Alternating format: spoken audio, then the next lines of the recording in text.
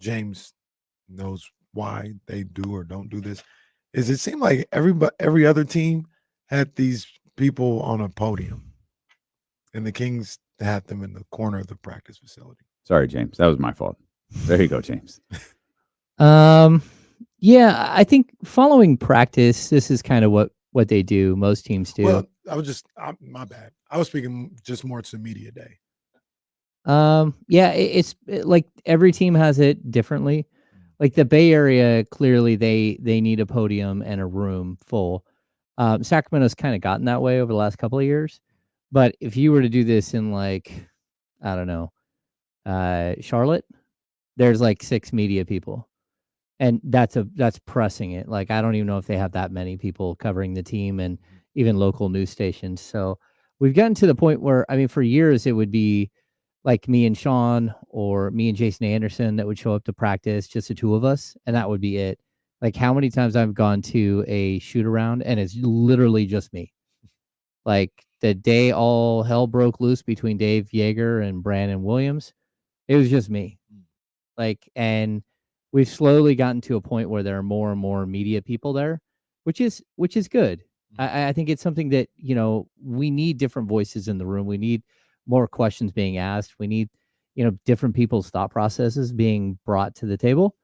And but with that comes sort of what you're talking about, the responsibility to at some point to expand what it is we're doing, how we're actually, like getting the players. So it's not awkward for them, because I would hate to be the person in the middle of the scrum, like fighting for position and like twisting around and, watching out for Deuce Mason, like stepping back and forth the whole time. There's all of the little nuances of us being in our group together, but all of us are focused on one person, and they like literally have to like, climb through the edge of the scrum, get into the middle, and you're in the mush pot. You're sitting there trying to answer questions from a bunch of people. Sometimes there are multiple people asking questions at one time, and you just kind of got to deal with it. But it's an awkward situation. Yeah, there was a couple yesterday. Oh yeah, it was funny watching some of the videos yesterday with guys trying to get their questions in, and it's first time talking to the guys in a while. But you've seen 2 practices now, Yeah. or at least some of 2 practices, what they allow you to see. What are your thoughts? Two practices in. 74 wins realistic, 75. Is this the first of 10 titles? Like, what are we looking at, Hammer? I love the vibe that's going on right now. I love that there's this cat and mouse game going between Mike Brown and Malik Monk. I do. I think it's funny. I think Mike thinks it's funny, although maybe he doesn't. I don't know. I think he does. Like he and I went back and forth today talking about, like, I told him there might be a mole. He might have to figure out who in his who's giving Malik these coaching sheets, so they know, so he knows exactly what's coming next and exactly what time practice is supposed to start and end. I definitely think it's for me, there's a good vibe, there's a good feel, but that's the start of every camp. Like very rarely is it like everyone is doom and gloom and everything is horrible. We've had those before, I'm sure, though. Well, we've had them, but hope always springs eternal. And you're always like, hey, there's always a weird chance that something magical happens here. And then by like 4 games into the season, you realize that, hey, we're on our 5th starting lineup and we're only 4 games in. That's probably not conducive to winning. So this particular group has like a fun vibe. They're messing with Keegan Murray. They're trying to develop their own culture and their own personality. Which is very different because you're adding in a tremendously like famous person in DeMar DeRozan. And I think it's adding a new element and a fun element. And, they're learning. They got a lot of new players, and they're sitting here doing their best to get in shape and ready for the season. Do you, from what you've seen and talking to these guys, does it seem to be pretty smooth out there as far as like what's going on the court and with the chemistry with these guys, no HB there and everything else like that, putting DeRozan in? But does it seem to be a smooth transition so far? I think so. I think everyone is so excited to like be around DeMar that it's adding again a different element than I think I've ever seen outside of maybe a little bit of the Vince Carter Zebo year, where you Zebo and Vince walk in the building and you're like, oh my gosh. But the difference is that was such a young team. Yeah, De'Aaron brought that up yesterday, right? Yeah. So for De'Aaron to take in like some information, that was his rookie season. Mhm. For him to be able to have that moment with Vince, I think was like an oh my gosh, look who it is moment. And then to have him be your teammate was really cool and kind of learn the ropes and all that stuff from a legend. But Vince was at a very specific stage in his career, and it was the end of his career, and there wasn't a lot left as far as a basketball player. And so while it's Vince Carter, it's not really the Vince Carter you watched on TV.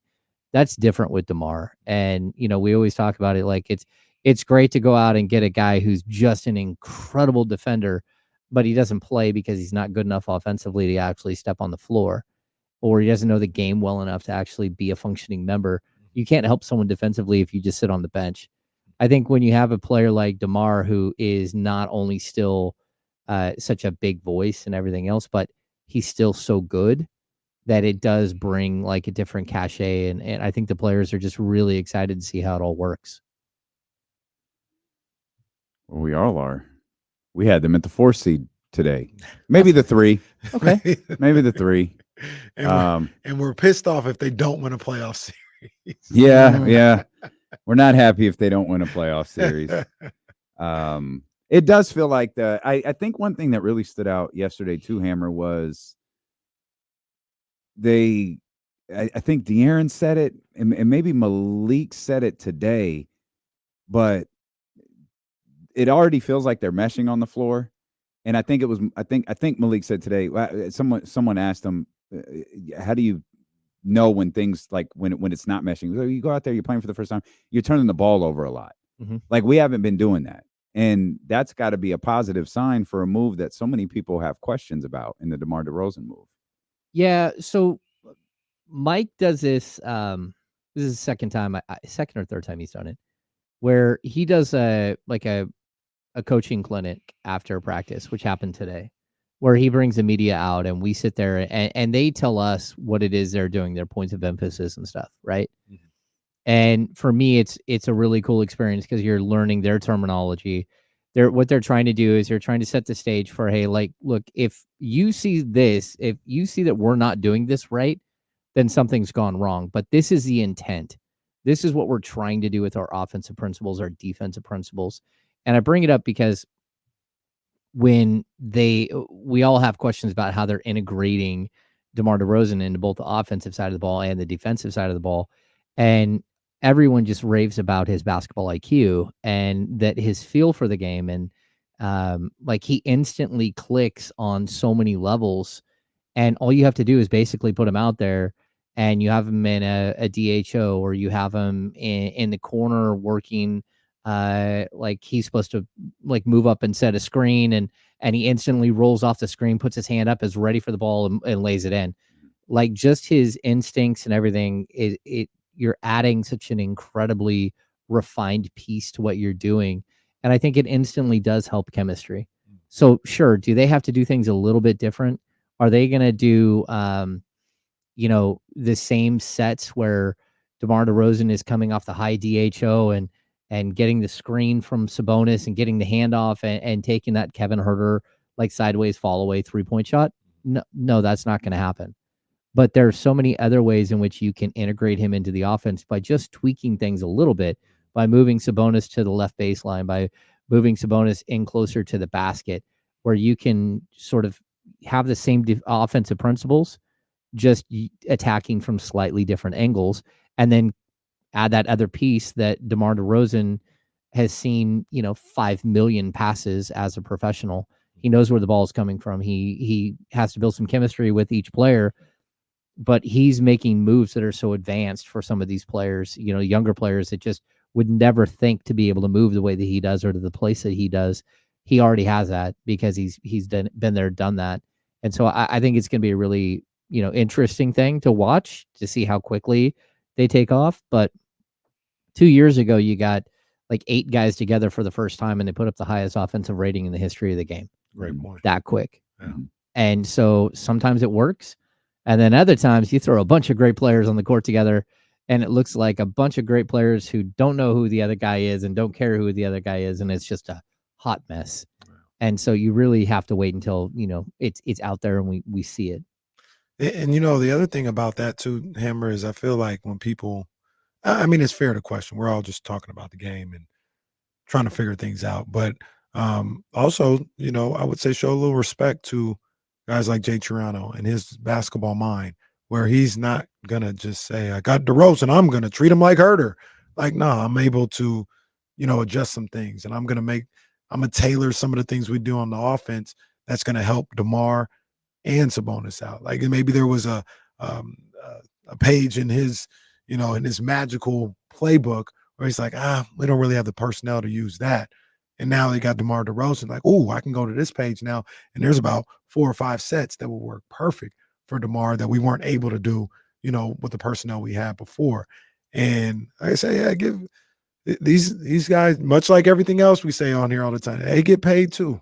They're not just gonna trot out the same, oh well, we're just gonna do the same thing. Like, no, they'll figure some things out, make it work. Yeah, and I think we always get caught in this trap of like connecting people, right? So when it comes to like DeMar DeRozan and Jay Triano, we talk about how this was DeMar DeRozan's first head coach, right? And so he knows how to use them, and it's like, man, he knew how to use a 19-year-old, 20-year-old DeMar DeRozan on the court. This is a totally different dude. I mean, that guy couldn't pass. That guy his jump shot was good, but it was nowhere near refined. He didn't have the handles, all the things that we see from DeMar DeRozan now. Like, so what the Kings have to do is they don't have to reinvent the wheel. They have to go back and watch footage of DeMar DeRozan with the San Antonio Spurs, DeMar DeRozan with the Chicago Bulls, start overlaying some of their sets and saying, okay, what did they do here to get him free? How did they use him in this way and this way and this way? What did he look like when he had 3 shooters on the floor? What does he look like when he has a big man that can pass on the floor? And you start piecing together a different idea of who your version of DeMar DeRozan is. And it's not the version that we saw all the way back in the Toronto days. And, again, this year's version of DeMar might look different next year if, Father Time starts to, pull at his shoestrings a little bit. But you always have to be willing to look at a player and see how the puzzle fits together. And that's not the only position they have to do it. I mean, look at the difference between Keon Ellis and Kevin Huerter is so vast as players. And so you have to be able to adapt as a coaching staff to 2 completely different types of players that might be your starting shooting guard. One that, again, plays with incredible pace and speed within the half court. Like Kevin Huerter runs as much or more than any player in the NBA. He's out there running like Steph does. And there's a value to that. That draws defenses different ways. And Keon doesn't have that draw. But then on the defensive end, Keon has all of this stuff that he does that Kevin can't do. And so you have to be able to be like very versatile, not just as an offensive coordinator or defensive coordinator, but as a staff as a whole. And like, what's best for everybody, and how do we work these guys together and make it all like seamless? And I don't know that it'll happen on day one, but I certainly think that they've got a really, really good group of coaches that have sort of the mind for the change that's going to happen here. What do you think of the not necessarily Keon being in the starting 2 spot here to start camp, but really the way Mike has addressed it over the last couple of days? Yeah, I asked him very directly yesterday about like what's going on with the shooting guard position and is this what it is? And I think he continues to say like, look, yeah, Keon is our starter today because that's what's like, number one, is logical. Number 2, it doesn't open the door for Malik, which we can kind of put that one off to the side for a sec, but it doesn't open the door for Malik to be part of that conversation. Mike is brilliant in the way that he keeps comparing Malik Monk to Manu Ginobili, right? We've heard it, and he keeps comparing him to Andre Iguodala and how they give you that pop off the bench. But he subtly also, he did it during late last season, he compared Keon Ellis to Bruce Bowen. And then he is continuously during camp compared how Bruce Bowen was used with the Spurs as a starter and as the defensive, like tenor setter. Like, I mean, that guy set the tempo and everything else. I mean, defensively, he's the guy that defended Kobe Bryant, and he averaged 6 points a game, but his value to the team as a placeholder in the starting lineup wasn't just as a placeholder. It was as a defensive tone setter. And then you have a guy like Malik who comes in and just changes everything. And that's how great teams usually function. You have some teams that can function with 5 superstars on the floor, like the Boston Celtics, but there are also a lot of teams that have built their teams this way in the past, where you have a high level guy. And so I think the way Mike has handled that situation, to not like to not disparage who Malik Monk is as a player, but to say, like, look, this is what might be best for our team, because it was best for a Spurs team that won 4 or 5 championships, and it was best for a Golden State Warriors team that won 4 championships, and 2 Hall of Fame coaches are the ones who basically did this exact same thing.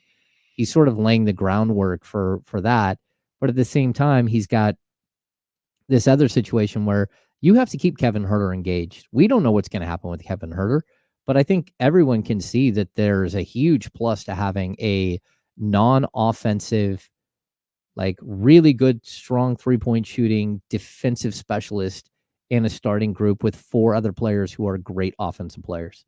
And so, but at the same time, you can't just say, hey, Kevin, thanks for the 2 years of being our starter. And, we're 22 games over 500 in the games that you've played over the last 2 years, but we're just going to push you to the side because you have a shoulder injury. You're balancing everything at one time, and you gotta do what's best for the team.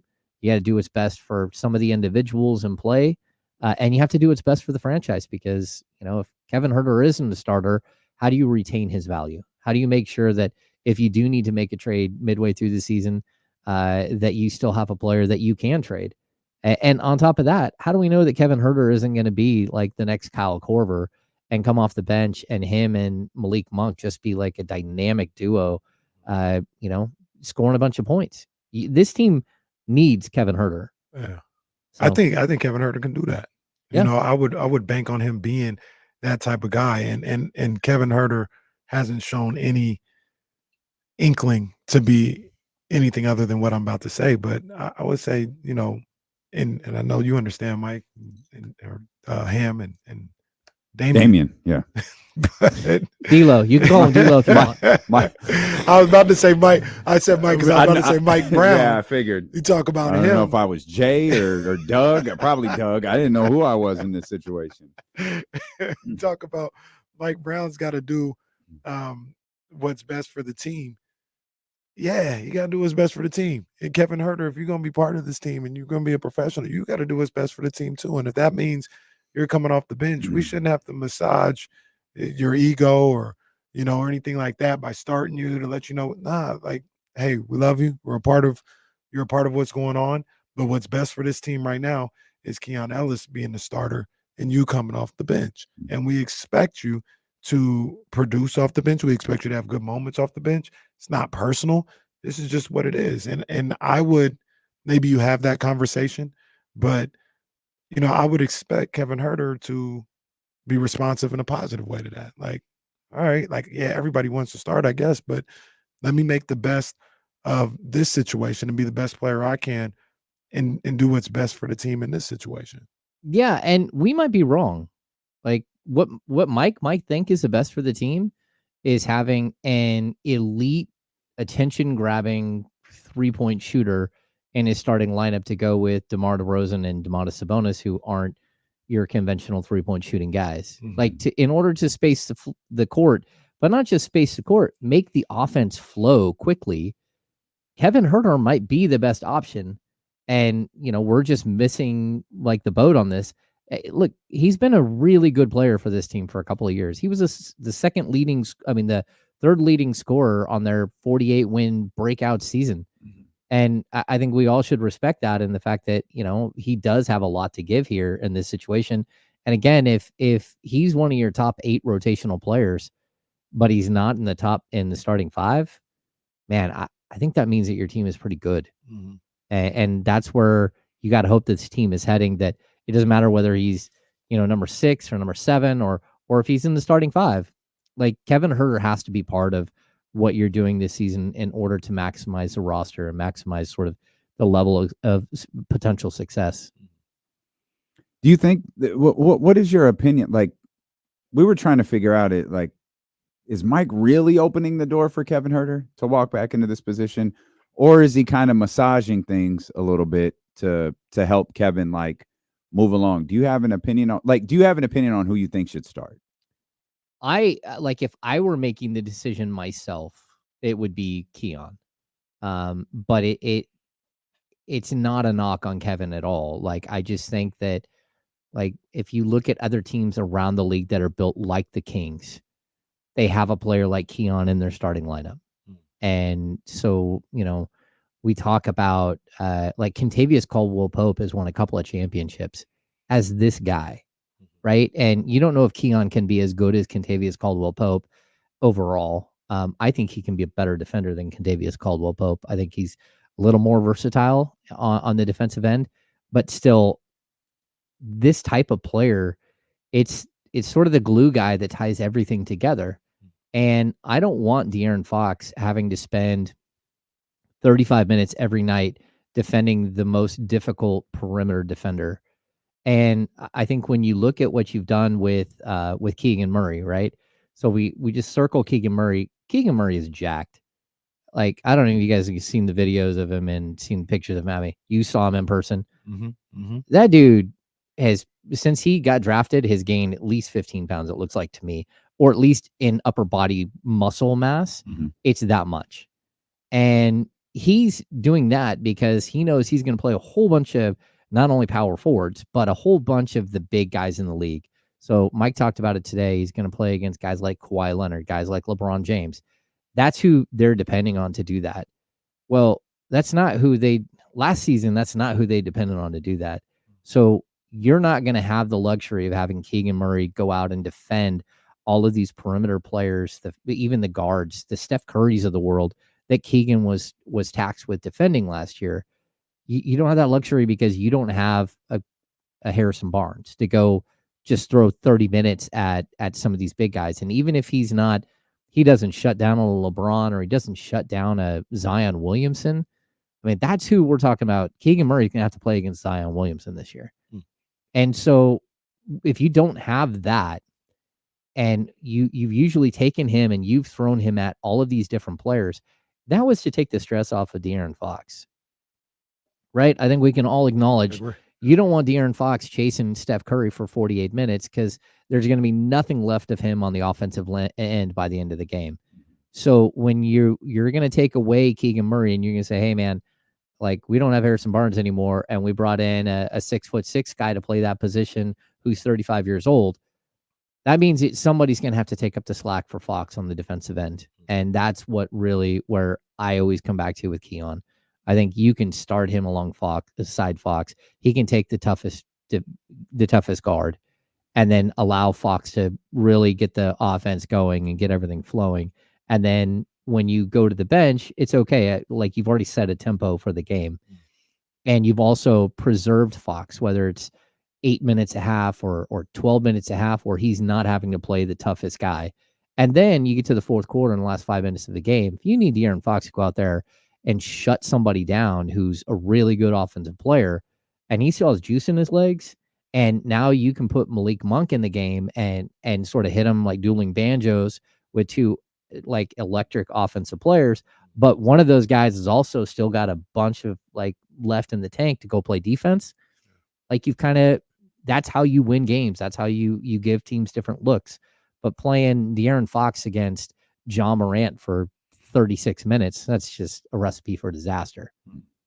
The other thing that I mentioned as well, James, was like it feels like Keon starting and Herter coming off the bench is the most seamless decision, because right now, say Keon starts, you got him at the 2, Malik comes in for him, Jordan comes in and backup point guard for De'Aaron, and you got Herter right there to be your backup 3 for DeRozan.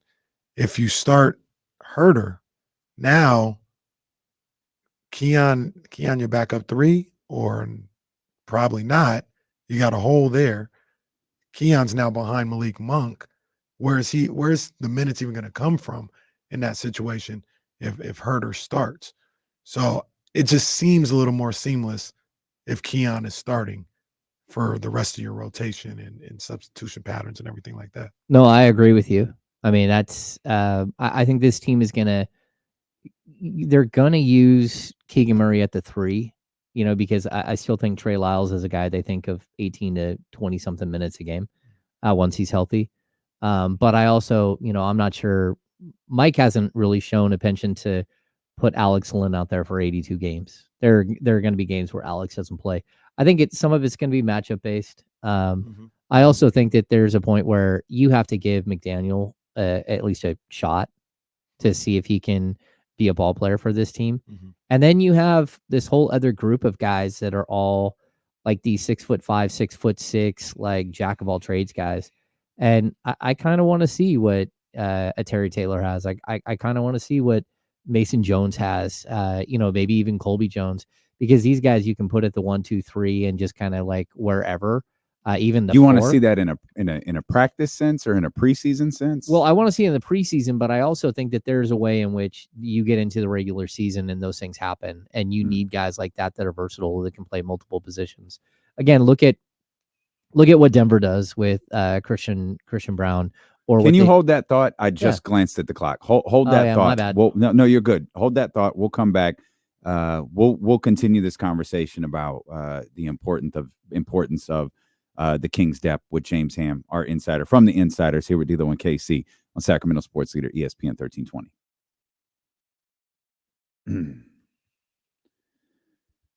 All right. You guys did not play the Malik Monk video, right? Well, I sent you a text. No, we did. So what, James?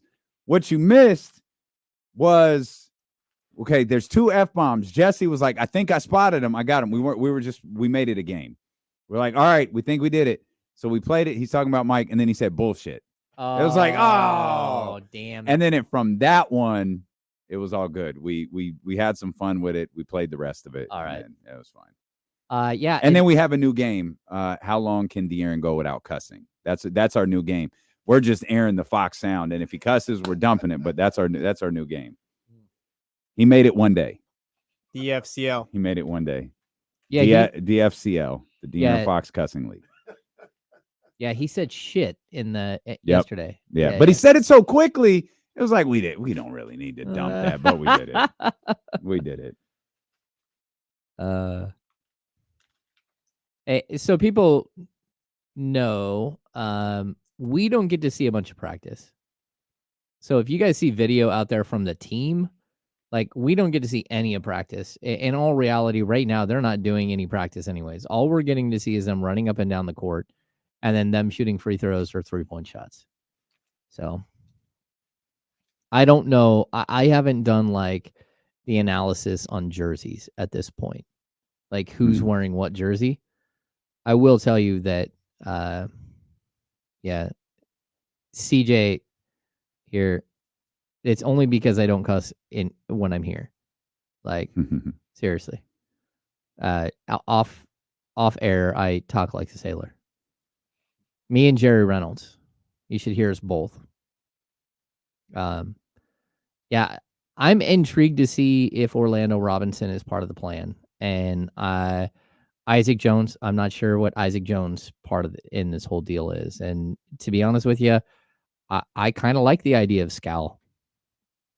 I do. I like very much the idea of Scal Labissiere as a potential 15th guy on this roster. It's not just because I totally dig Scal as a person, but I do feel like there's a point where you look at his game, you look at the fact that last year he was asked to play Domantas Sabonis in the offense at Stockton, and he actually did a good job of leading a team and getting that team to win. Yeah. Anyway. Yeah, I talk like a sailor. I really do. It's not good.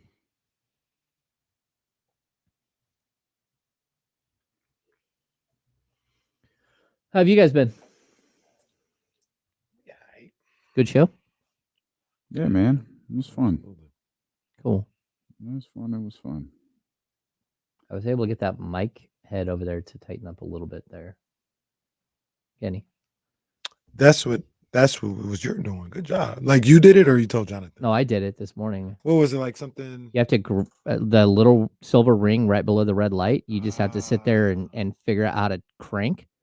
Yeah, that thing got all loose yesterday. It was pretty loose. Well, Flopping around everywhere. well. I was gonna let it fly, but clearly you guys knew what was going on. Have some respect for the game, why don't you?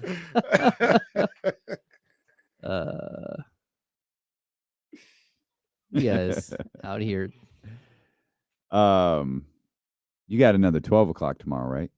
Yeah, I probably won't be able to make it to practice tomorrow. Oh, okay. Yeah, we've got that meeting tomorrow, so we wouldn't be able to help Kyle. Oh, but there's an 11 o'clock tomorrow. Okay. I don't even know what's happening. There's too many meetings at this point. Yeah, there's a lot. There's a lot of meetings happening. A lot of meetings happening. Just gonna put James in charge of everything. That's not good.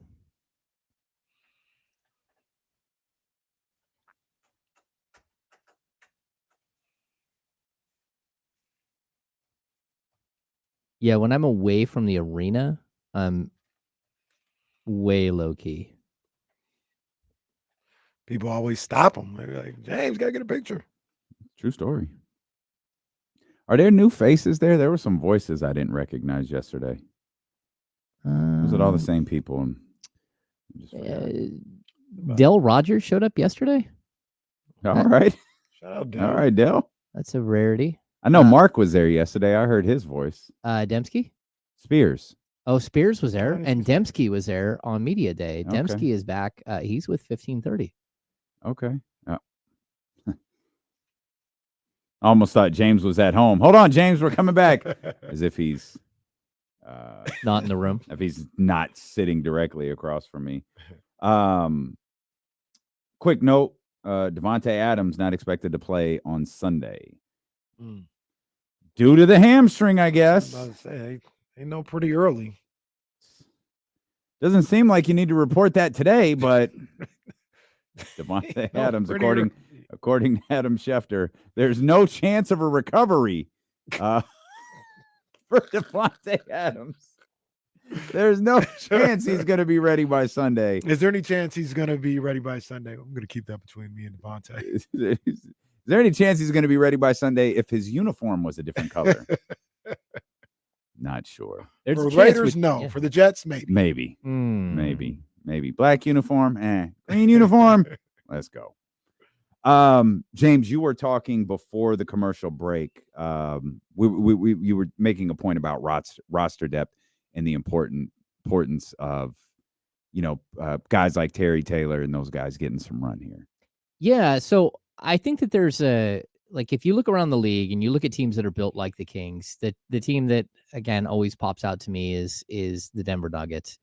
And for a couple of years, Denver had this pipeline of guys that, Kentavious Caldwell-Pope, but then the guys like him that played behind him, Bruce Brown, Christian Brown, those type of versatile 1, 2, 3s. Because when you have a guy like Sabonis, you don't have to have like pure ball handlers behind him. You don't have to put a guy on the court who is just, that can like a true backup point guard. And I think that having guys who can play, who can step up and maybe defend somebody that you didn't think that they could defend on occasion, that's a good thing. The dirty work guys. And if you look at also the way that Monty and he came from the Houston Rockets, where they had this pipeline from their G League squad, where they were always producing these types of guys. The guys that come up and are 3-and-D specialists, the guys who come up and just like grit and grind and like beat up on people. That's something that has a tremendous amount of value. And it's something I've always looked at the G League and said, why are you not doing more of this?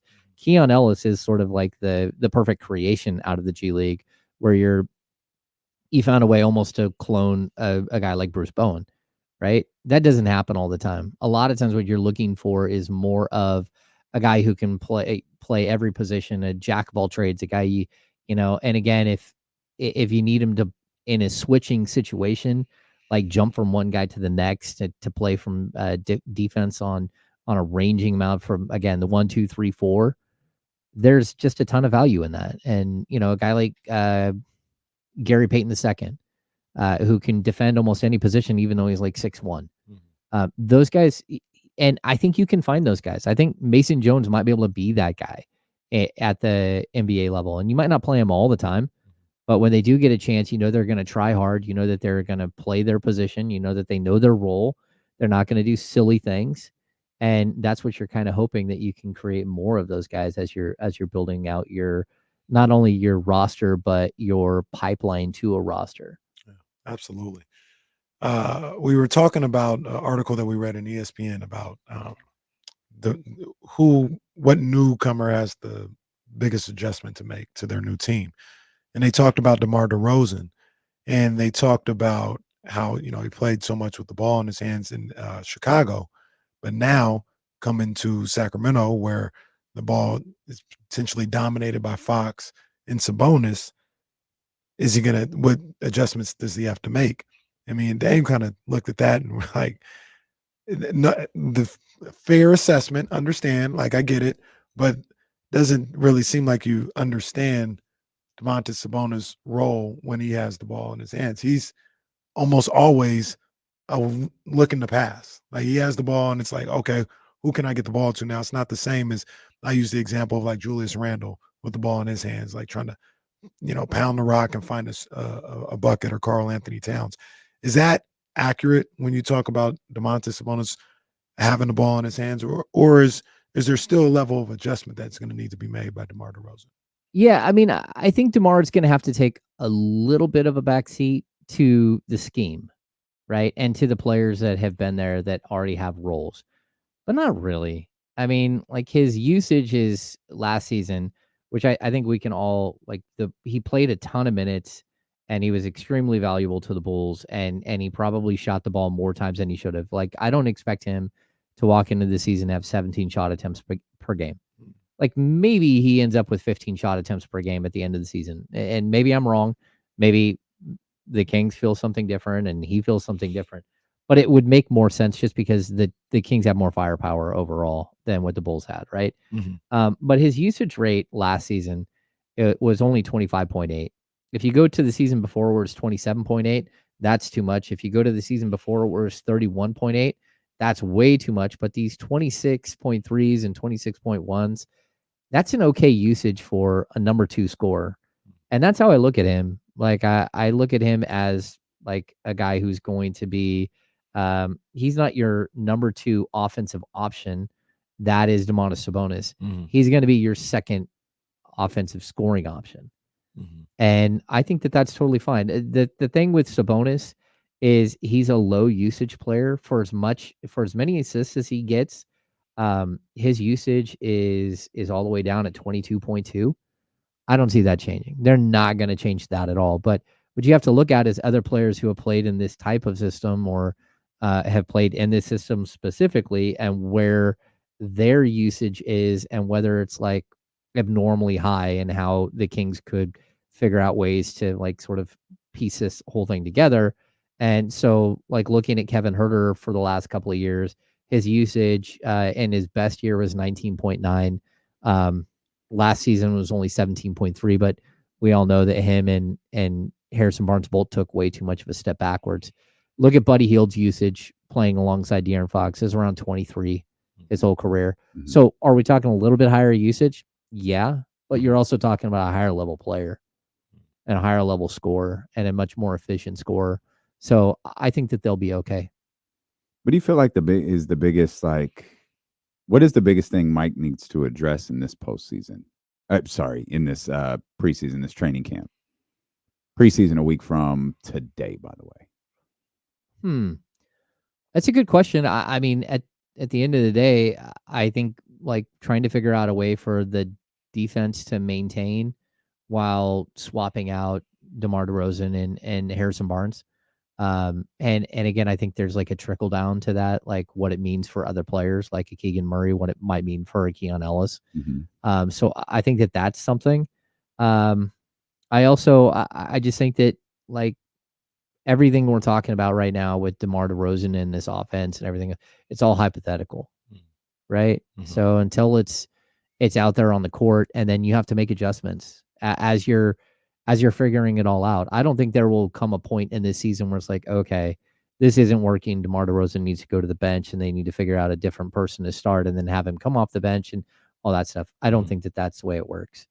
I think that he'll be fine, and it just could look clunky for moments. And then I think the other thing is the conversation about, hey, like there's only one ball, right? And how do you feed all these mouths? I don't think that really matters for about 43 minutes of the game. Like I think that this has always been the way the Kings play basketball is to share the ball. Everyone gets an opportunity. Sabonis makes sure that everybody gets an opportunity. I mean, De'Aaron Fox is a guy who hit Chimezie Metu in the corner for a game-winning 3. Like this team is willing to pass, and they're willing to support each other in that way. Right. I don't think that that's going to be an issue for like the first 43 minutes of a game. But that last 5 minutes, who's going to be the guy, and how are they going to deal with that? And we talk about how, you can attack them from 3 different angles. You can have Monk, or you can have Fox, or now you have DeMar DeRozan and De'Aaron Fox, number 1 and 2 in fourth quarter scoring. Okay, well, you're not going to score like 18 points in the final 5 minutes of the game. So somebody has to take a step back. And I think it's going to be, night to night how that works out. But I want to see how that actually, the mentality of the team, the strength of your leadership, like how does that work, and will players like feel a certain way if things don't, if they're not winning. Right. And I think that's the other thing. Like you took a step back last year, or at least you just plateaued. Like how do you show that wasn't who you are, and you're the team that won 18 more games a year before and is a team on the rise? And it's not easy because the West is brutal, but like you got to show that you can walk into a game against the Houston Rockets, who aren't world beaters, and not get thumped, or the New Orleans Pelicans, and not just look like a team that doesn't belong, because they didn't against those two teams. Right. So how do you raise the level of physicality and the level of compete? And I think DeMar DeRozan will answer a lot of that. And that's fair, right? You know what I mean? Like the last year, you had an opportunity to build on what you did the year before, and I think we all can kind of agree those games against Houston, those games against Detroit, Charlotte, Washington, that kept you out of the playoffs. That kept you out of those situations. We talk all the time about Malik Monk's injury and how that really, hurt them, and we thought they still would have made it. But, some of the damage was done before that. That's right. And if you can get rid of those situations, it just feels like it bodes better for this team to be a top 6 team. That's what we all want. We want to get out of that play-in, be a top 6 team, and earn your way in to the playoffs due to your regular season performance. And something small like that DeMar DeRozan might help with, not only on the court, but mentality and approach to the game wise. It could be the difference between them making the playoffs and not. Yeah, I think it is like having those moments where you're playing teams that have no business being in the game with you. That's a big deal. That's like one of the most inexcusable things about last season. I mean, they left 4 wins on the floor that were just, let's not even talk about New Orleans or Houston. I mean, you named them: Charlotte, Detroit, Washington. There's one other like really egregious bad. They lost every one of the lowest Portland teams. Oh yeah, got beat up by Portland. And that doesn't count missing free throws against Milwaukee. That puts you at 50 wins right there. And we're not saying, you got to win all. Those are games you cannot lose. If you're a team who thinks you're going to be, this good. I'd also caution people, just because DeMar DeRozan is going to give the Kings another option when things go wrong in a game like that maybe he can do one of those moments like what he did even last year against the Kings. again, you could throw the Chicago game in there as another game that the Kings realistically shouldn't have lost. That was not a good team. And it plays into the bigger thought that I'm having here. It's that we can't just act like DeMar DeRozan's walking in the door and the Kings aren't going to lose games like that anymore. Why not? Because it's what we want to do. Because DeMar DeRozan played for the Chicago Bulls the last 2 years, and they weren't very good. They went 40-42, and they went 39-43. So it's not like he was hey, it's probably better than they deserve to we're be. going to back. No, I agree with you, but my point is that one guy isn't going to save everything, and he wasn't able to do it in Chicago. And it's kind of the reality. Like, this is it's not just a team sport, but the Kings, the way they're built is very specific. They have star level players, but they aren't built around one over the top superstar that you have to, like, somebody has to step forward in each of these games. And I think that might be one of if you're scouting the team, it might be the scariest thing. Like, who is it? If DeMar gets going, how do we stop him? And how do we stop him while stopping Fox? And if we stop Fox and DeRozan, but Sabonis starts going crazy, and then Monk comes off the bench and goes crazy. And what about Keegan Murray, who all of a sudden has 8 3-pointers in a game and we're in trouble? Oh, look, now Kevin Huerter got hot. Now 6 3-pointers from Kevin. So that's how you're going to beat teams. You're going to come at them in waves, and you're going to beat them by almost being a team that cannot be game planned for.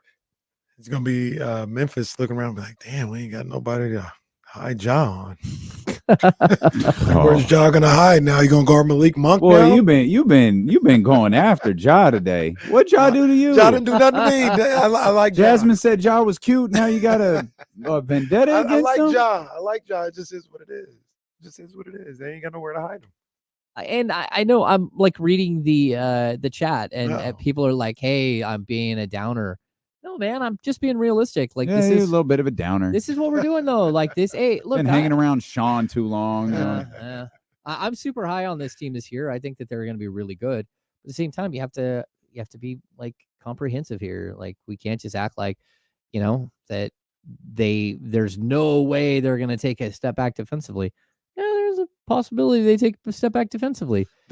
What I would say to what you said, James, which is true, is it's almost a meeting of it's almost like a perfect storm, right? Like, DeMar DeRozan isn't the type of player that is, for Chicago, changes everything. Like, there's still like a 10th seed with DeRozan and everything he brings to the table.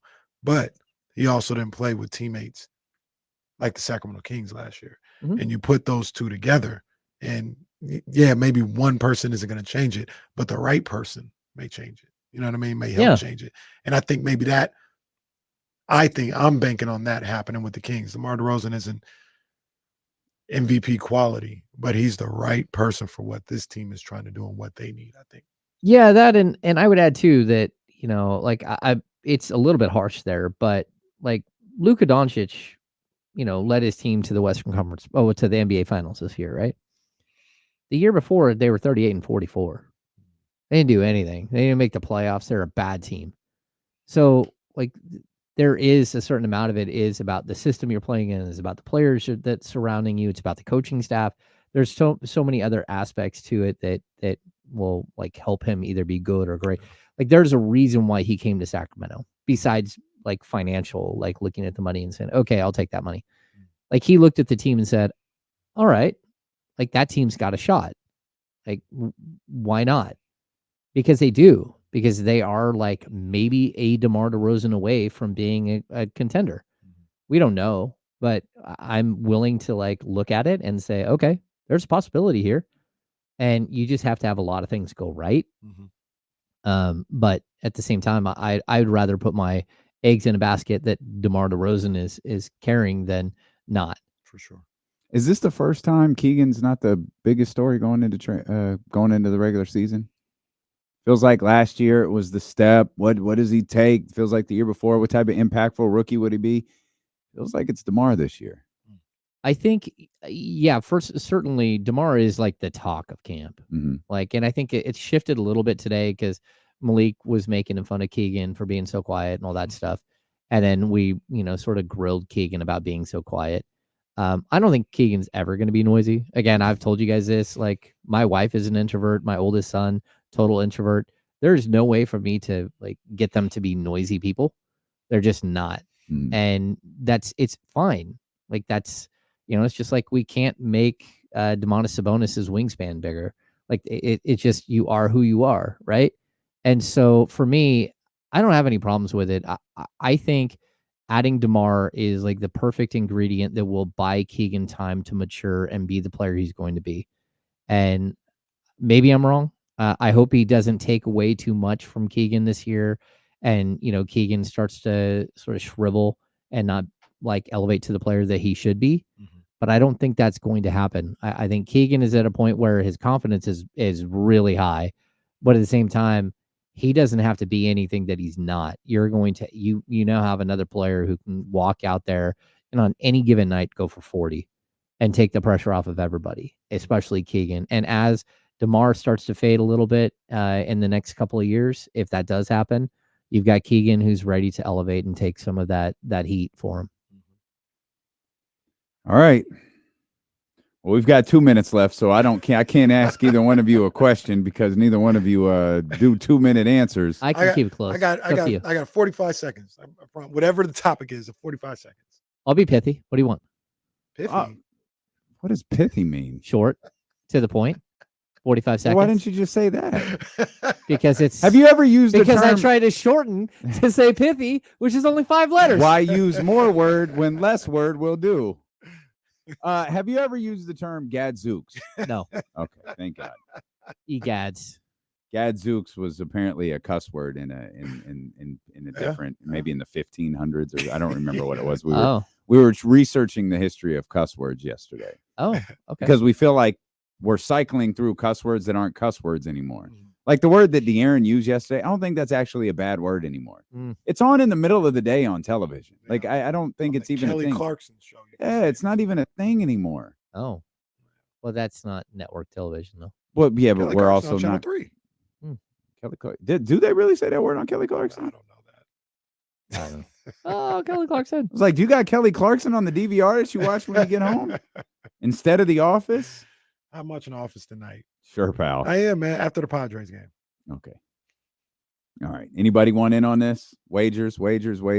Yeah. Tonight. No, you're not. All right. I'll tell you about it. The 1980s Season 2. called. They want their playoffs back. We're watching the Kansas City Royals against the Baltimore Orioles, and like the Brewers are in the playoffs. Like all of it just feels like 80s baseball. It's awesome. Oh, no, who's not in the playoffs, and they got some guy out of there, so we can get back to that. Uh-oh. Sorry, yeah, it's far on. All right. That's gonna be. You're gonna say that a lot. With that said, we'll leave today.